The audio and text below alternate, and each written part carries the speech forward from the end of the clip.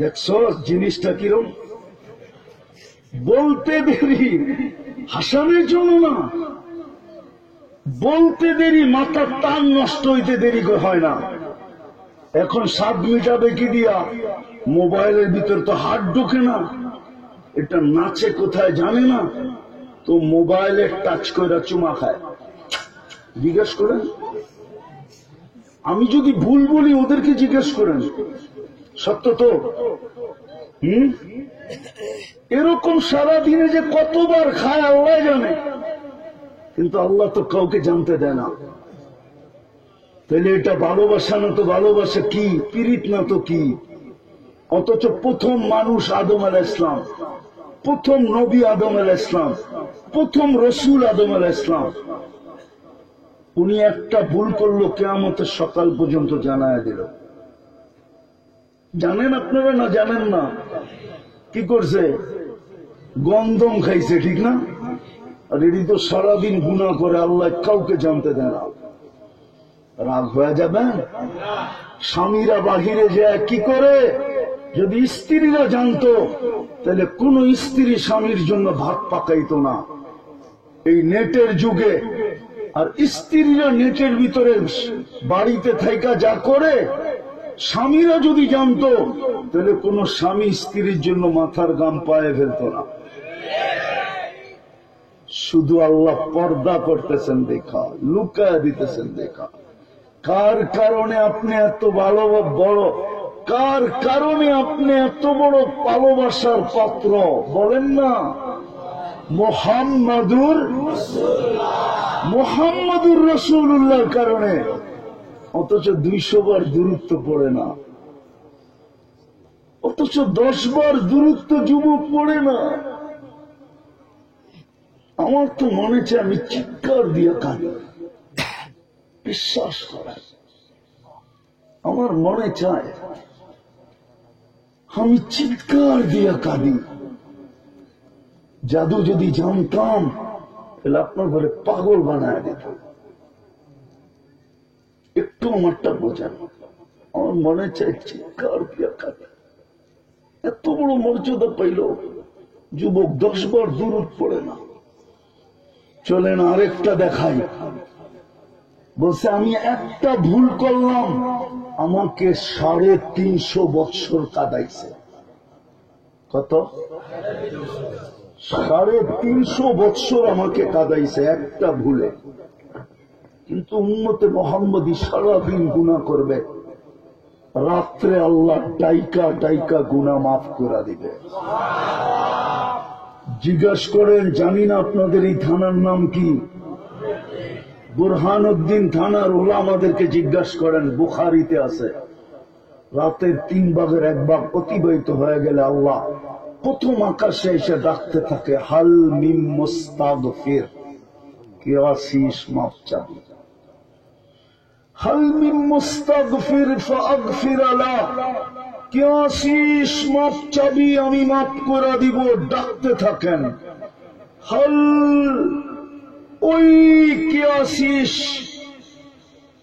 সারাদিন গুনাহ করছিস, বল, হাত উঠাইতে দেরি, আমি মাফ করতে দেরি করব না।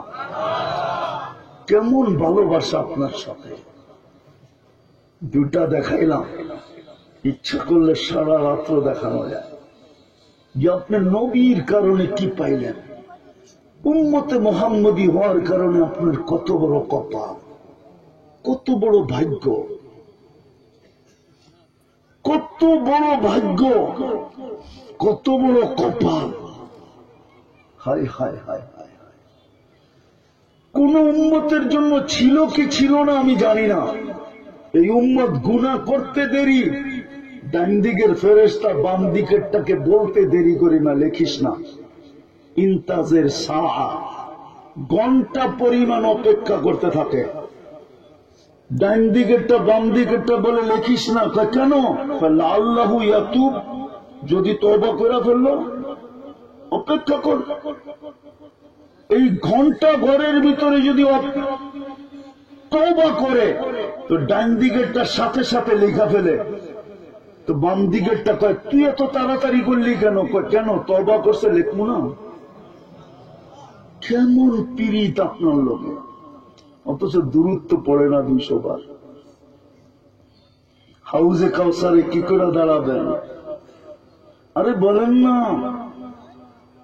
কোন চেহারা নিয়ে হাউজে কাউসারে দাঁড়াবেন? পানির জন্য কি করে হাত পাতবেন? ওই দিন যদি বলে তুই তো ডেলি 200 বার দুরূদ আমার উপরে পড়তি না, আজকে হাউজে কাউসার দেই তো দেই কি করে? যদি বলে দিল সুহকান সুহকান লিমান গাইয়ারা বাদি, যাও আমার পরে যে আমার চোখের পানির ইজ্জত রাখো নাই, আমি 23 বছর তোমাদের জন্য চোখের পানি ঝরাইছি। দুনিয়ার থেকে যখন আসতেছিলাম তখনও আমার চোখের পানি বইতেছিল, আর ফেরেশতা জিজ্ঞাসা করছিল জিবরিল আলাইহিস সালাম এখনো কাঁদেন?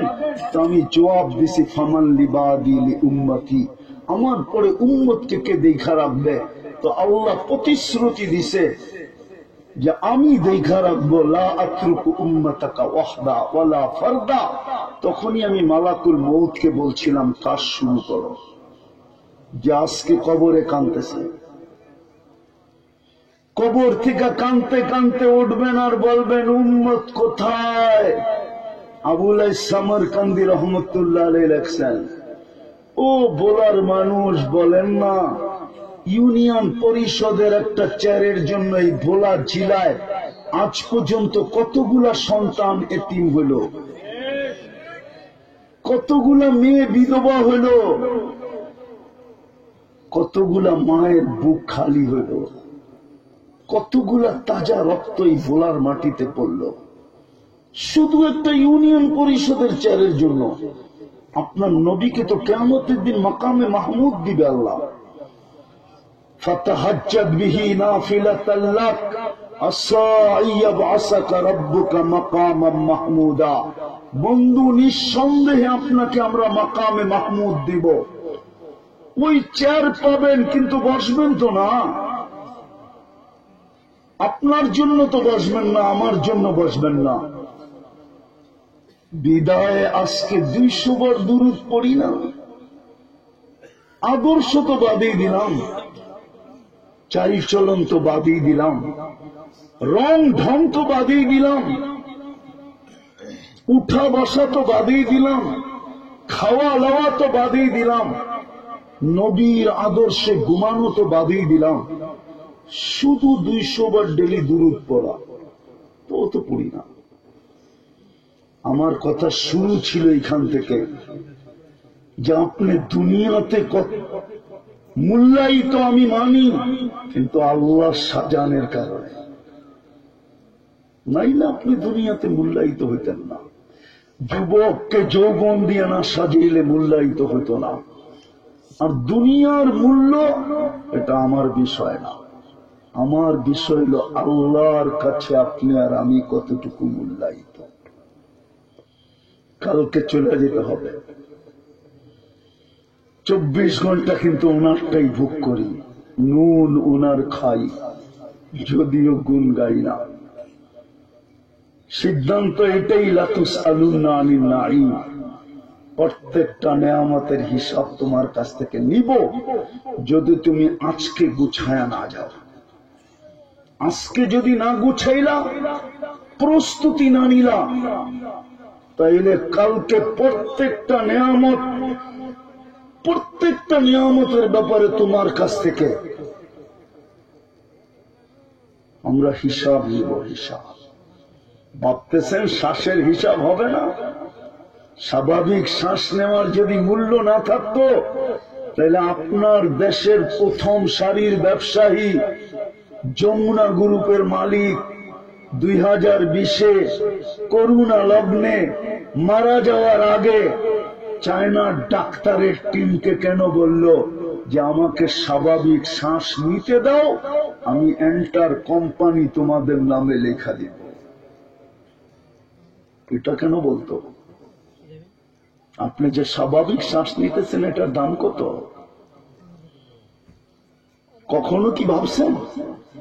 যুবক কখনো কি ভাবছে যে আমি স্বাভাবিক শ্বাস নিতেছি? এটার দাম কত?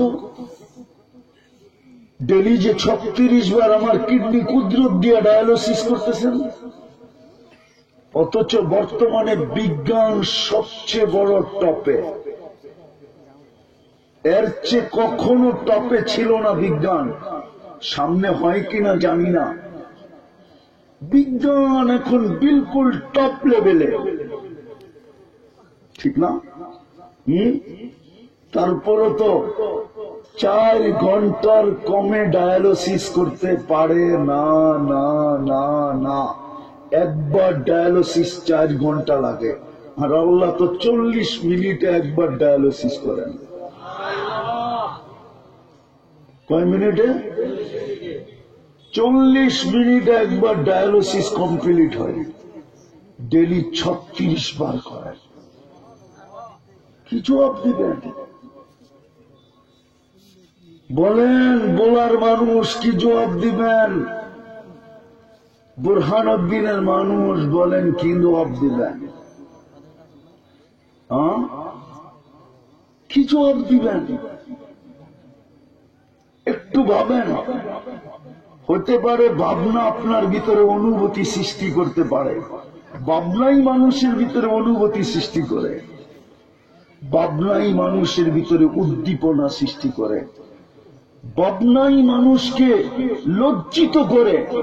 ভাবেন, হতে পারে লজ্জার পানি চোখের কোনা দিয়া গড়াইতে পারে। আমারটা ভাবেন, আমার কথা বোঝেন। হতে পারে চিন্তা আপনার এইখান দিয়া একটু পানি গড়াইয়া দিতে পারে। রব্বে কাবার কসম, যদি 1 ফোঁটা গড়াইয়া দিতে পারে, তাহলে আমি লেখা দিব হাদিসের আলোকে, এই শরীর জাহান্নামের উপরে হারাম হারাম হারাম হারাম। বাকাত মিন খশিয়াতিল্লাহ, চিন্তাই আপনার ভিতরে ভয় সৃষ্টি করবে, আর এখান দিয়ে লজ্জার পানি গড়াইয়া দিতে পারে। লজ্জিত হইতে পারে, নারী বলেন পুরুষ বলেন। চলেন চলেন চলেন, এই উম্মতের একটা ফজিলত দেখায়া দিই। এই উম্মতের পানিও গড়াইতে হবে না। আল্লাহ বলে ফালাম্মা তায়াক্কানতা বিল বাবার, তুই যখন চিন্তা করতে করতে আর কোন সময় সিদ্ধান্তে পৌঁছলি যে হয় আমি বুঝি ধ্বংসপ্রাপ্ত, হতে পারে দুজক ছাড়া আমার কোন রাস্তা নাই, তোর ভিতরে এই অনুভূতি পয়দা হইতে দেরি। মানাহতু ইলাইকা রিদওয়ানি, আমি রেজার চাদর দিয়ে তোকে ডাকতে দেরি করি না। ওয়াল্লাইতু ইলাইকা গুফরানি, মাগফিরাতের ভিতরে তোকে ডুবাইতে দেরি করি না। কুলতু লাকা লা তাহসান, ছুটা এসে আমি তোর পেটে হাত বুলাই আর বলি চিন্তার কোনো কারণ নাই। গফারতু লাকা যুনুবা ওয়াল আওসাত, তো সমস্ত গুনাহ খাতা মাফ করে দিলাম। ওয়ালি আজলিকা সাম্মাইতু নাফসি আল আজিজুল গফফার, এই জন্যই আমার নাম আজিজুল গফফার। তুই আমার বন্ধুর উম্মত, মাফ করে দিলাম। কেননা গুনাহে আল্লাহ লাভও হয় না আর ক্ষতি সাধিত হয় না, শুধু যদি চিন্তা করতে পারি। আসেন, আমি শেষ জায়গায় চলে আসছি, শেষ জায়গায় চলে আসছি, ওয়াদা দেওয়ার কারণে চলে আসছি, নাহলে শরীর অনুমতি দেয় না এত দূর আসি। কেননা ঢাকা থেকে বলা তো আর সহজ না। আপনি বলবেন লঞ্চে বইবেন, আয়া পড়বেন, ঠিক না? আপনি তো খালি নদীটা দেখতেছেন, নদীর থেকে এই পর্যন্ত, আবার আমার বাসা থেকে নদী পর্যন্ত, এইটা তো আর আপনি দেখেন না। আপনি খালি দেখতেছেন লঞ্চে বইবেন আর আয়া পড়বেন, ঠিক না? আপনি দেখছেন নদী, ঠিক না? নদীর আগেও 2টা স্টেশন আছে, একটা আমার বাসা থেকে নদী আর একটা হলো নদী থেকে বুরহানুদ্দিন, ঠিক না? একটু কষ্টদায়ক। এই জন্য ভাবেন কালকে চলে যাব, এটাই সত্য। দুনিয়ার কোন পরিচয় চলবে না। যদি চলতো তাহলে আবু তালেবের কবর আমাকে 100বার কাঁদাইত না। আবু তালেবের কবর আমাকে কাঁদাইত না। আমি 100বার, এখনো মনে উঠলে চোখে পানি আসে। আল্লাহ, এটা কেমন সিদ্ধান্ত? আবু তালেব মুহাম্মদুর রাসূলুল্লাহর চাচা, 44 বছর বুকে রেখা পালল, 44 বছর 10 দিন বুকে রেখা পালছে, বুকের ভিতরে রেখা পালছে। অথচ যেই নবীর হাতের ছোঁয়া পাইলে দুনিয়ার আগুন সুতা পর্যন্ত জ্বালাইতে পারে না, পিঠের ছোঁয়া লাগলে খেজুর গাছের ভাগ্য খোলে, মেম্বারে পা দিতে দেরি, চিৎকার দিয়া কানতে দেরি করে না, গাছ দূরের থেকে দেখা মন গড়ে না, তো আল্লাহর কাছ থেকে অনুমতি নিয়ে মানুষের মতো হাঁটতে হাঁটতে মাথার কাছে এসা দাঁড়ায় দেখে আবার নিজের জায়গায় যায় লেগা যায়। আল্লাহর রসুল বলছে ওর মন ভরতে ছিল না, দূরের থেকে দেখা আমাকে, এই জন্য আল্লাহর কাছে অনুমতি দিছে, আল্লাহ আপনার বন্ধুকে একটু কাছ থেকে দেখতে দেন, তো আল্লাহ অনুমতি দিছে, ও হাঁটতে হাঁটতে আমাকে দেখা গেছে। ওই রসুল, ওই মোহাম্মদুর রসুল্লাহ। ওলামারা তো বলে বাদাজ খোদা বুজুর্গ তু কিসা মুক্তাসার। আমি মানি আল্লাহর পরে যার কি, আরে বলেন না, যার স্থান, ঠিক না? কিন্তু আমি তো আরেকটা বলি, কোরআন তো আমাকে আরেকটা বলে কাবা কাউসাইনি আও আদনা, আল্লাহর পাশে যার স্থান। আমি আপনাদেরটাও মানি, কিন্তু কোরআন আমাকে বলে আল্লাহর পাশে যার স্থান। কাবা কাউসাইনি আও আদনা সুম্মা দানা ফাতাদাল্লা ফাআওহা ইলা আবদিহি মা আওহা। কোরআন তো আমাকে বলে আল্লাহর সামনে যার স্থান। কার সামনে? কেননা ইন্নাকা লামিনাল মুরসালিন আমাকে বলে, ইন্নাকা।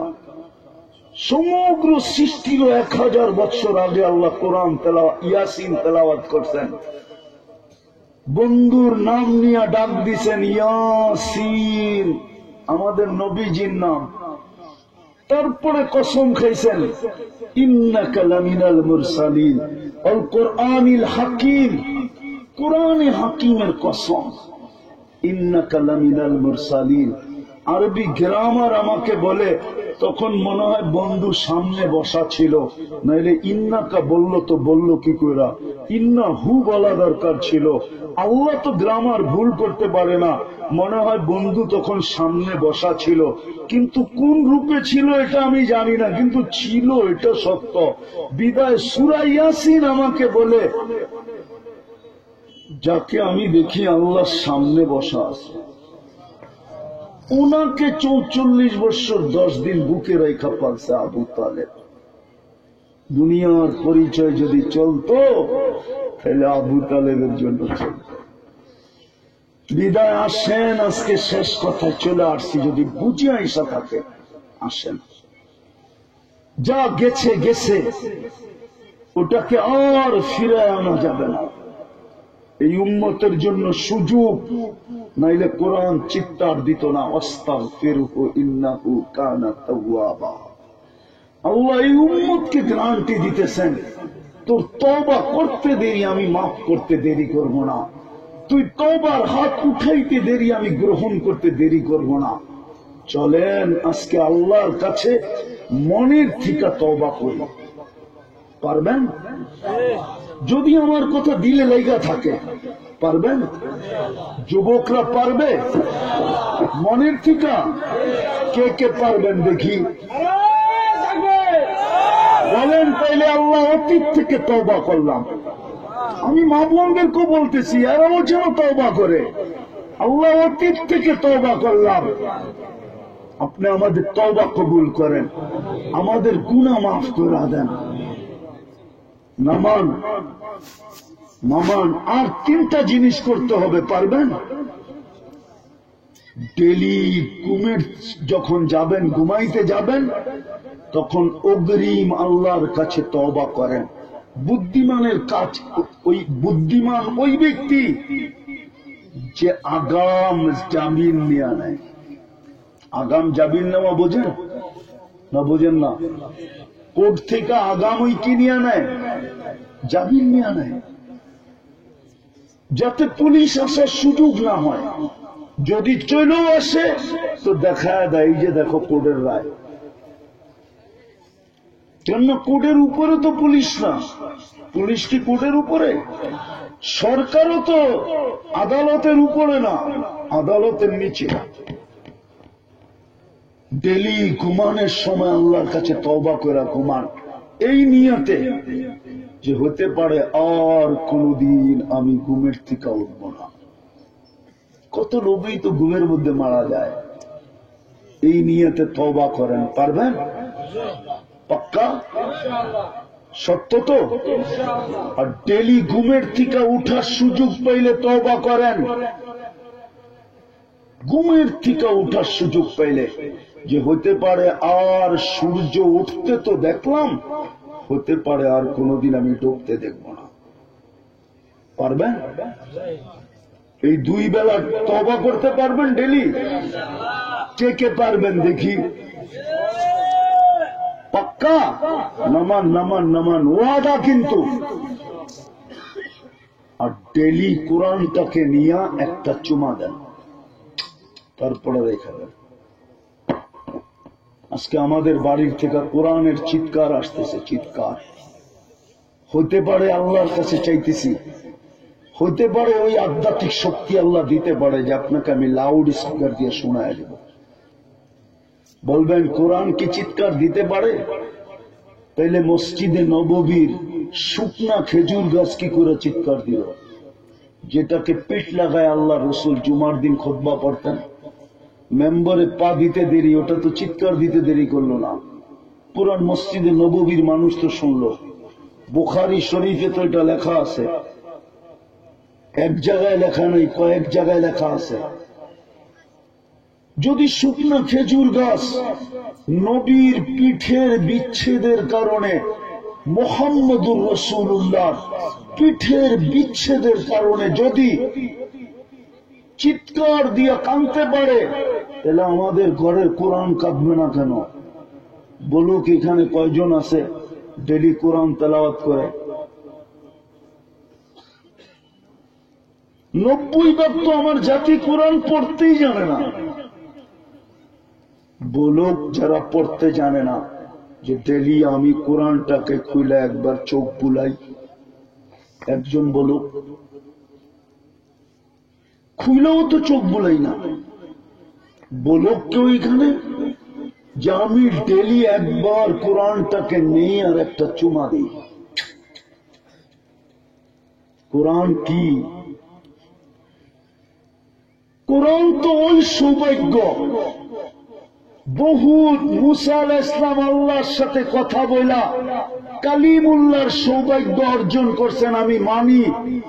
কোরআন তো কালামুল্লাহ, আল্লাহ আপনার আমার সাথে কথা বলতে চায়, আল্লাহর কথা বলার সৌভাগ্য আমাদেরকে দিতে চান। কিন্তু 90 জনই তো শতকরা কোরআন পড়তে জানে না, পড়তে জানে না। আফসোস নাই, একটু খুইলা দেখতেও জানে না। খুইলা দেখাটাও বাদ দিলাম, ডেলি একবার চুমও দেয় না। বৎসরের পর বৎসর কোরআন পড়া আছে বলে।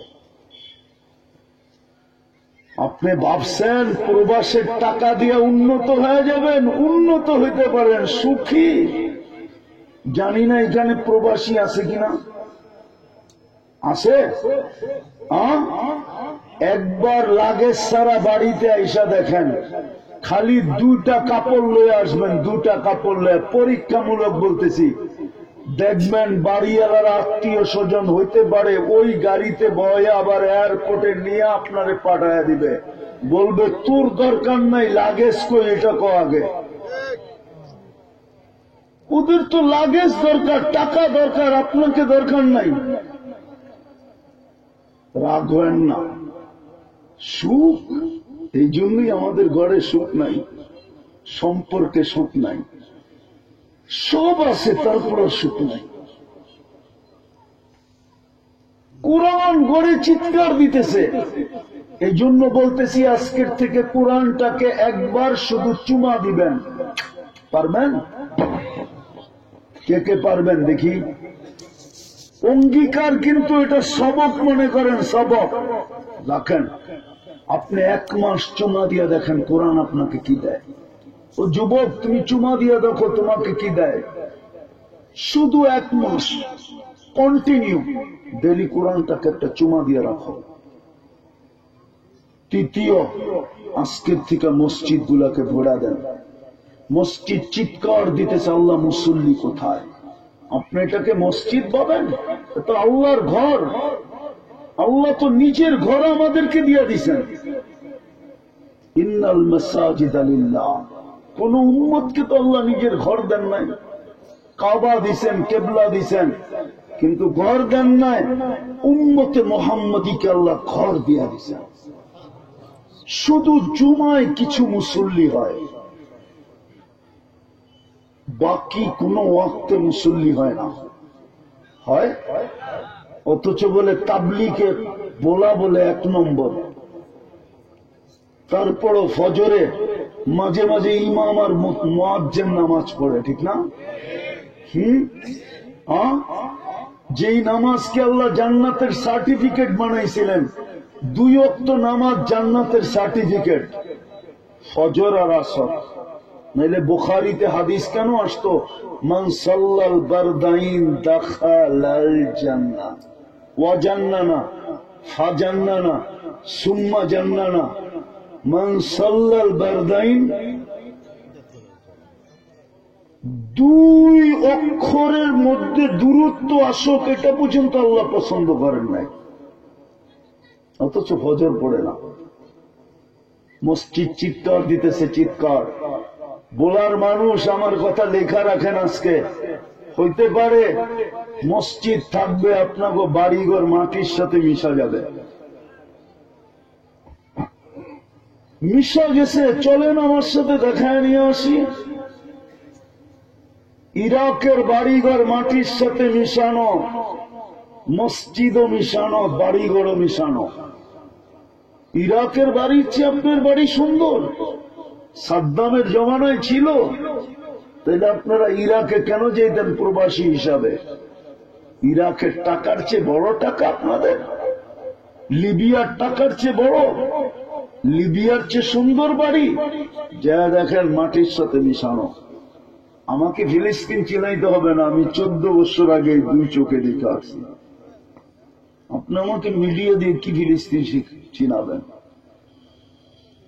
আমার 103টা দেশ হয়ে গেছে, আপনি আমাকে দেশ চিনাইতে হবে না।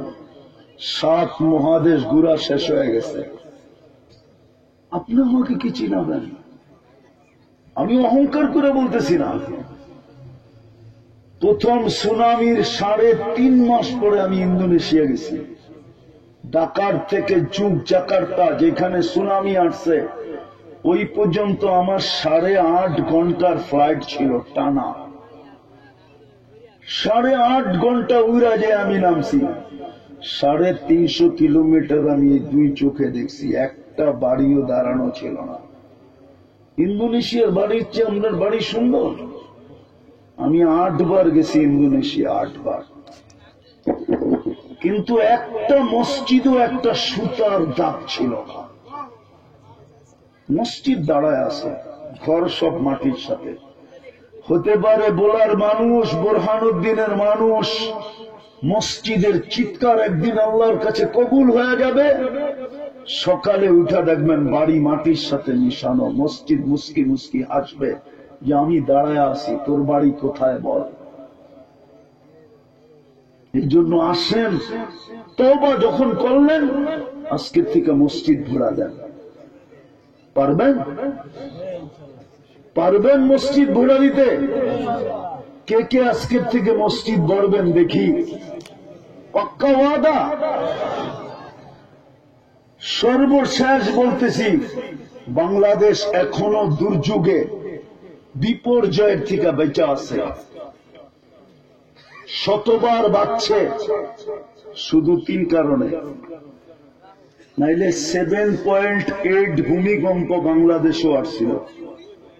গত এই ডিসেম্বর না, এর আগের ডিসেম্বরে, যেটা ইটা তুর্কিতে আসছিল, তুর্কিতে 1.5 লক্ষ লোক মারা গেছে, এক শহর মাটির সাথে মিশা গেছে। এটা বাংলাদেশও আসছিল, কিন্তু একটা টিনের ঘরও পড়ে নাই। শুধু 3 কারণে বেঁচে আছে বাংলাদেশ। তিনটা চারটা কারণে বেঁচে আছে। এক নম্বর, মসজিদ মাদ্রাসার কারণে। বাংলাদেশের মতো এতটুক জায়গায় এত মসজিদ দুনিয়ার কোন দেশে নাই। আপনি বলবেন ইন্দোনেশিয়ায় তো আছে। ইন্দোনেশিয়া চিনেন আপনি? 17,800 দ্বীপ। কত? জি জি জি। মধ্যখান থেকে এক মাথায় যেতে প্লেনে 6 ঘন্টা লাগে। আমি নিজে গিয়ে আসছি। জাকার্তা থেকে জয়াপুরা 6 ঘন্টার ফ্লাইট। আমি নিজে গেছি। পাপুয়া গিনি যেটা আমি যায়া বলতেছি, কোন মিডিয়া সিডিয়া না। ওই দেশে 33টা প্রদেশ। কয়টা? 17,800 দ্বীপ। আর আপনার দেশ কত বড়? এতটুক জায়গায় এত মসজিদ দুনিয়ার কোথাও নাই। 40,000-এর উপরে হেফজোখানা আছে বাংলাদেশে, কিতাবি মাদ্রাসা বাদ দিয়া 40,000-এর উপরে। এরকম মাদ্রাসা দুনিয়ার কোথাও নাই। তৃতীয়, হক্কানি আলেম ওলামা আল্লাহওয়ালাদের পরিবেশ দুনিয়া আমি ঘুরা বলতেছি কোথাও নাই। মক্কা মদিনা বাইতুল মুকাদ্দাস নিয়ে আমি তুলনা করব না, ওই তিনটা বিলকুল আলাদা, ভিন্ন জিনিস। এছাড়া বাকি কোথাও নাই। চতুর্থ, এরকম দ্বীনি মাহফিল, কোরআনী মাহফিল দুনিয়ার কোথাও নাই, কোথাও নাই। রাত অবধি ওয়াজ শুনে এরকম দুনিয়ার কোথাও নাই। এই চাতকের মতো বৈশা ওয়াজ শুনে মাটিতে দুনিয়ার কোথাও নাই। এই 4 কারণে বাংলাদেশ টিকা আছে। হ্যাঁ হ্যাঁ, এই জন্যই এই মাটির একটা আধ্যাত্মিক শক্তি আছে। এই মাটি নিয়ে যে বেশি খেলে তো মাটি ওকে কিক দেয়। কিক কিক বুঝেন কি? কখনো মাঠের বাহিরে বোল্ড আউট করে মাঠের বাইরে করে দেয়, কখনো ছক্কা মাইরা বাউন্ডারির বাইরে করে দেয়, আবার কখনো এত জোরে মারে যে সীমানার বাইরে করে দেয়। আবার এটাও আছে, এমন রাগ হয় যে দুনিয়ার থেকে আউট করে আখেরাতে পৌঁছায় দেয়। এটা হলো এই মাটির আধ্যাত্মিক কি। আমাদের দেশের মানুষ এটা ভাবে না, আর আমিও কোথাও খোলার সুযোগ পাই না। আমি জানি এই মাটির ইতিহাস, আমার চেয়ে বেশি আশা করি কেউ জানে না, কারণ আমি ইতিহাস পছন্দ করি। তো এই মাটির বিপর্যয়ের থেকে বেঁচে আছে 4 কারণে। বিধায় আমরা যদি চাই যে আমরা টিকা থাকবো আর এই আধ্যাত্মিক শক্তি আমাদের মাটির থাকুক, আমার তো বিশ্বাস এই মাটির সাথে যদি কোনো পরাশক্তিও খেলতে আসে ও বেশিক্ষণ টিকবে না। আপনারা লেখা রাখেন, দুনিয়ার কোন পরাশক্তিও যদি এই লাল সবুজের পরিধি নিয়ে খেলতে আসে আর ও যদি আমার কথা বিশ্বাস না করে তো ও 2-3 দিনের ভিতরে সাইজ হয়ে যাবে। আমাদের খেলতে হবে না, মাটি খেলবে, মাটি। এই জন্যই যারা এই পর্যন্ত ভুল করছে ওরা মাটির আধ্যাত্মিক শক্তি জানে না, এই জন্যই ভুল করছে, নাইলে কোনোদিন ভুল করতো না। নাইলে ওরা বলতো মানুষ খেলুক আর না খেলুক মাটি কিন্তু খেলবে। তো এই প্রতিষ্ঠানগুলো আমাদের টিকায় রাখা, পরিবেশগুলো টিকায় রাখা আমাদের দায়িত্ব। টিকায় রাখবেন? হ্যাঁ, কি বলেন? না এখন দেখি আসতে হয়ে গেলেন, কারণটা কি? হ্যাঁ, কি বলেন? আমি তো বলা নতুন আসতে শুরু করছি, গত বছর আসছি, এর আগে হয়তো এক জায়গায় আসছিলাম, তো মনে হয় কোনো বিপদে পড়ে আসছিলাম আর কি।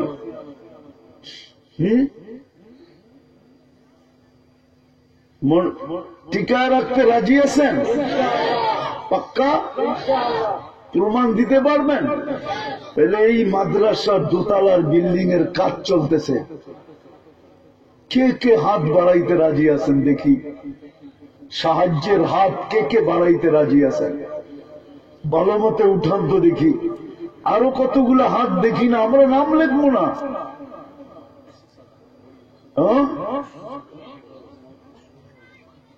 কে কে? আরো উঠান, আরো উঠান, আরো উঠান। 1 কেজি সিমেন্ট দিয়েও আপনি করতে পারেন, 1 কেজি বালু দিয়েও করতে পারেন, একটা ইট দিয়েও করতে পারেন। একটা ইটের দাম কত? কয় টাকা? কত? আপনি কি 11 টাকা দিতে পারেন না? না পারেন না? আচ্ছা, কে কে পারে না 11 টাকা দিতে? এরা হাত উঠান তো। আর পারে কে কে? এরা হাত উঠান তো। মাশাআল্লাহ, নামান নামান। তাহলে ছাত্রদেরকে পাঠাইয়া দিতেছি, ঠিক আছে? দেখি আপনারা কতটুকু দেন। সিলেটের মতো বললাম না, আমি জানি না এখানে সিস্টেম কি। সিলেটে তো সিস্টেম অন্যরকম, কেননা সব লন্ডনী, সব প্রবাসী। এইখানেও প্রবাসী আছে। আছে এরকম কোন প্রবাসী যে আমি একটা লম্বা অঙ্কের দায়িত্ব নিলাম, আমি প্রবাস থেকে দরকার হইলে এটাকে কালেকশন করে মাদ্রাসায় পৌঁছায় দিব 1 বছর 6 মাসের ভিতরে, 3 মাসের ভিতরে? এরকম কোন প্রবাসী আছে যে মোটা একটা অঙ্ক দায়িত্ব নিবে? আছে কোন প্রবাসী যে আমি প্রবাস থেকে এটা কালেকশন করে মাদ্রাসায় পাঠায় দিব? 1 লাখ টাকার পরিমাণ কোন প্রবাসী দায়িত্ব নিতে পারবেন কি? আপনার থেকে দিলেন না, আপনি প্রবাসে থাকেন, বন্ধু বান্ধব আছে, ওইখানে 1 আমাদের এইখানে 33 হয়ে যায়, অনেক বড় হয়ে যায়। আছেন কোন প্রবাসী এরকম যে আমি 1 লাখ টাকার দায়িত্ব নিলাম? না, নাই মনে হয়। কি প্রবাসী কম? আছে তো, নাই?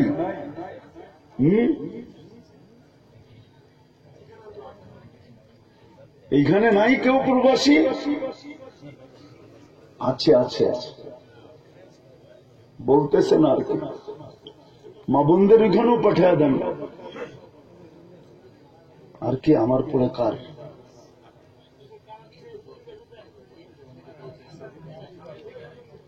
জলদি জলদি উঠাউঠি না করি, দোয়া হবে কিন্তু। সিন্নি ছাড়া কই যান? আল্লাহ সিন্নি দিবে, এটা নিবেন না? হ্যাঁ, আপনাদের উঠে চলে যেতেছেন। রাজীব হায়দার